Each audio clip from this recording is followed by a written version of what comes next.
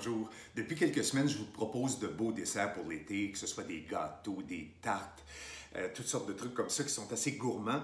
Mais j'avais envie de vous proposer une autre alternative aujourd'hui, quelque chose qu'on pourrait revisiter. Et j'ai nommé le sorbet. Je vais vous proposer aujourd'hui ma recette de sorbet préférée, qui est le sorbet aux poires et au sauvignon blanc.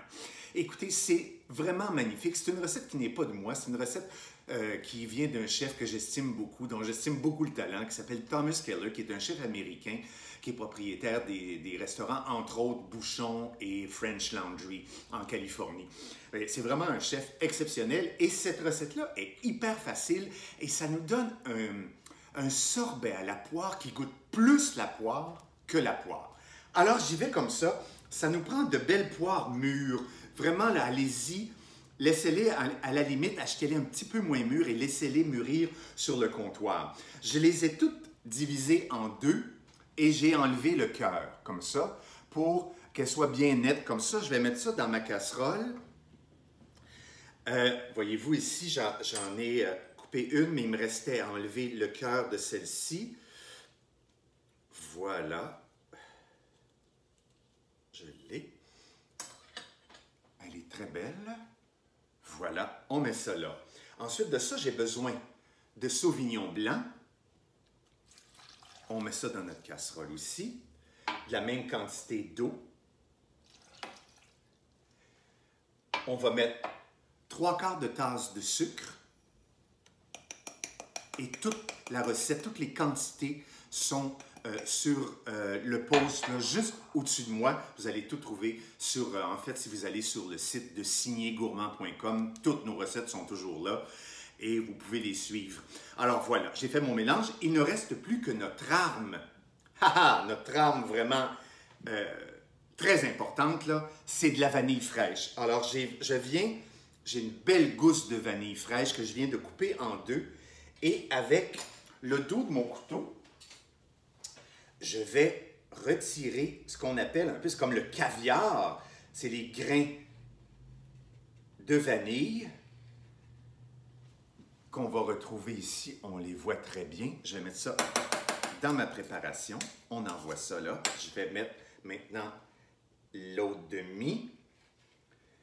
Puis là, ça vaut la peine, cette recette-là. Faites-le avec de la vanille fraîche comme ça, parce que ça ne donnera pas du tout. J'ai même fait des tests avec de la vanille liquide, ça ne donne pas du tout le même résultat. Ce qu'on aime là-dedans, c'est qu'on va retrouver le petit grain, le petit point de vanille partout dans notre préparation. C'est délicieux et vous allez voir, là, je ne veux pas garder ça sur mes doigts parce que tout compte, la vanille est chère.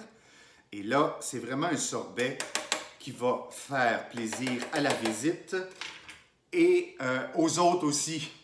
Alors, pensez à vous aussi. Quand on cuisine, on pense un petit peu à soi aussi. Et vous mettez vos gousses de vanille dedans et pour être sûr. Vous amenez ça sur un feu moyen. On va amener ça à frémissement. On va laisser frémir pendant une vingtaine de minutes jusqu'à ce que, quand on insère notre couteau, que la poire soit vraiment très tendre, qu'elle se détende. Une fois qu'on est rendu là, je vous reviens et on passe à l'étape suivante. À tout de suite. On y est. Nos poires sont cuites.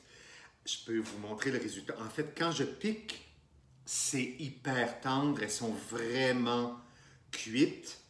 Je vais enlever mes gousses de vanille que j'avais mis dedans. Elles ont toutes donné ce qu'elles pouvaient donner. Ensuite de ça, je vais transvider ça, mes poires et leur jus, dans mon mélangeur pour pulser tout ça, pour en faire une belle purée. Et voilà. On y est. Ça sent tellement bon, ça, la vanille et les poires. Et là, j'ajoute en fait mon beau liquide, là. Ça vaut de l'or. Et je vois tous les petits grains de vanille. Et je vais pulser ça pour en faire une belle purée. Là, je vais je vais le pulser. On va éviter le bruit. Je vous reviens tout de suite après. C'est pulsé. Notre résultat est vraiment... Oh, je fais un petit dégât. Une belle purée de poire au sauvignon et à la vanille qu'on va transvider dans notre sorbetière.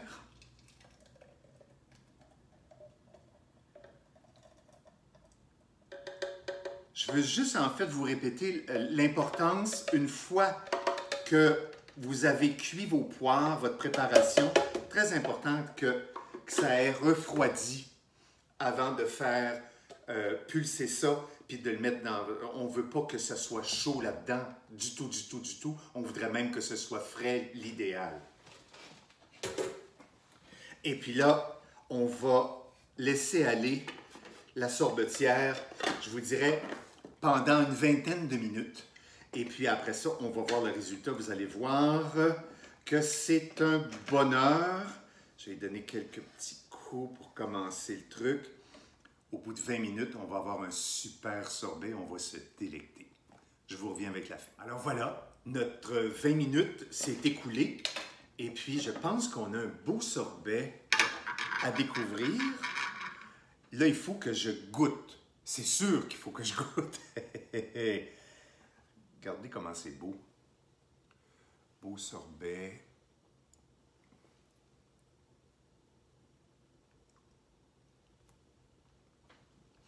C'est fou. Ça goûte plus la poire que la poire elle-même parce que le vin, parce que la vanille sont intervenus. Et c'est moelleux, c'est doux, c'est réconfortant. C'est un peu cochon. C'est vraiment très bon.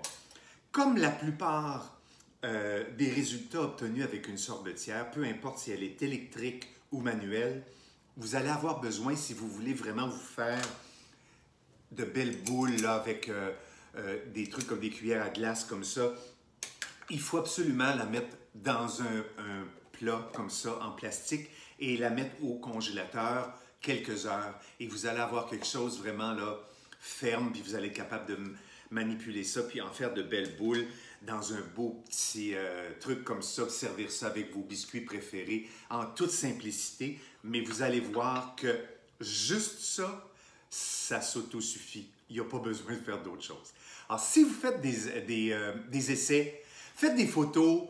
Je veux avoir vos commentaires. Je veux que vous nous reveniez. J'adore ça, échanger avec vous. J'adore ça. Alors, si vous essayez, peu importe la recette, on aime ça avoir des comebacks, avoir des petits retours là-dessus. Alors, soyez généreux si jamais vous essayez ça. Moi, je veux tout savoir ce que vous essayez, puis vos expériences. Regardez là, dans ma sorbetière ce que ça donne. Voilà. Alors voilà, bon week-end à tout le monde. Salut!